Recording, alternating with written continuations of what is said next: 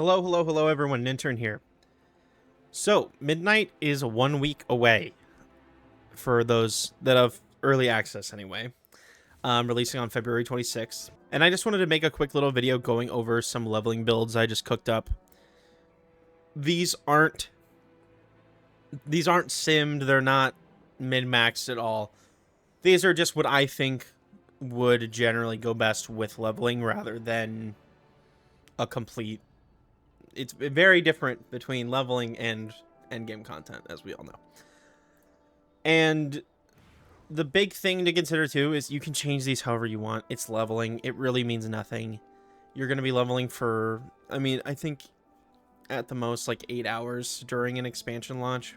But I think we're set up for success here regardless. And then I will post the import codes for these in the description below. So you can just import them. You'd honestly be able to import them now since I'm level 80. So you get them ready for midnight. For Annihilator, generally I wouldn't. If you're asking me what I think is better between Void's Card and Annihilator for leveling, I'm going to say Void's Card every day of the week. Simply because Void's Card has better upfront damage, which just is going to kill mobs quicker. But if you just want to go Annihilator, get your ranged pants on. This is kind of what I've cooked up with. No melee talents. And specifically, like, I'm not taking Calamitous because, honestly, I think I'd rather just have the Void Ray damage from Demonic Instinct, but it's really easy to just slot a point in there if you want. But a big part of this build is just having Soul Glutton to burst down an enemy really quick with, like, Voidfall Meteors and buffed abilities, rather than you're still probably not going to get into Collapsing Star that much in leveling, but you might still get a few off depending on what you're fighting. But this is just a general Anni build. Made sure to get an additional shift charge for a little bit more mobility for those early levels. And then you'll fill this out as you level up, obviously. And then all 4 of your extra spec points would just go into the Apex talents.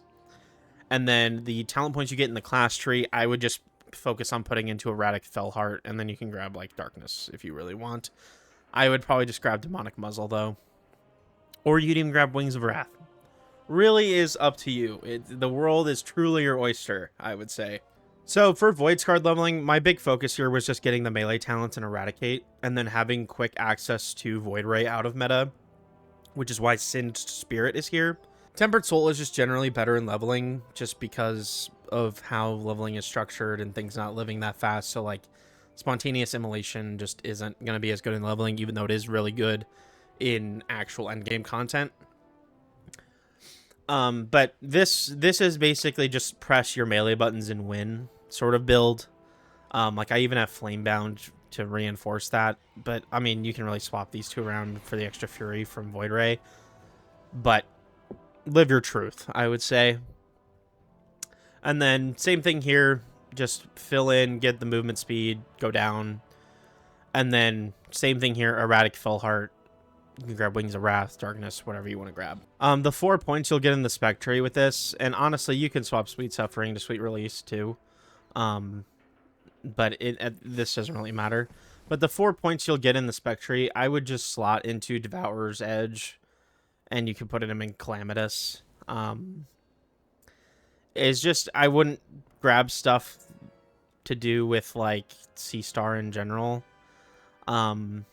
Like, if you really wanted to, you could drop Collapsing Star and Rolling Torment and just grab Void Glare Boon and just start at level 80 with, like, Second Helping for the second Reap Charge. That might actually be better because Void's Guard's not gonna really care about Collapsing Star while it's leveling.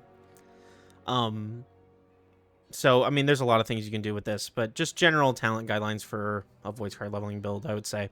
And then if you really want to, and you're thinking about, you know, for the first, because if you really want to, and I mean, generally speaking, your Season 3 gear should take you to, like, I think the mid-80s.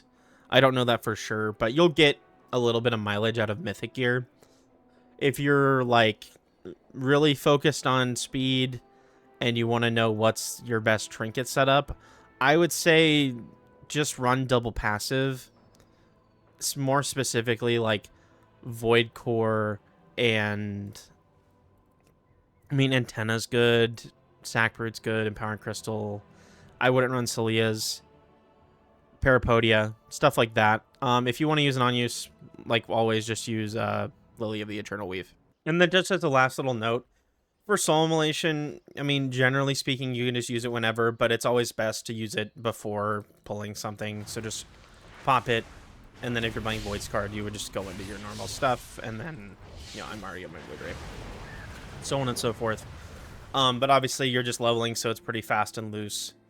I don't imagine this would be too bad in a delve either, but builds aren't really meant for that. Otherwise, I think this is where I'm going to leave you.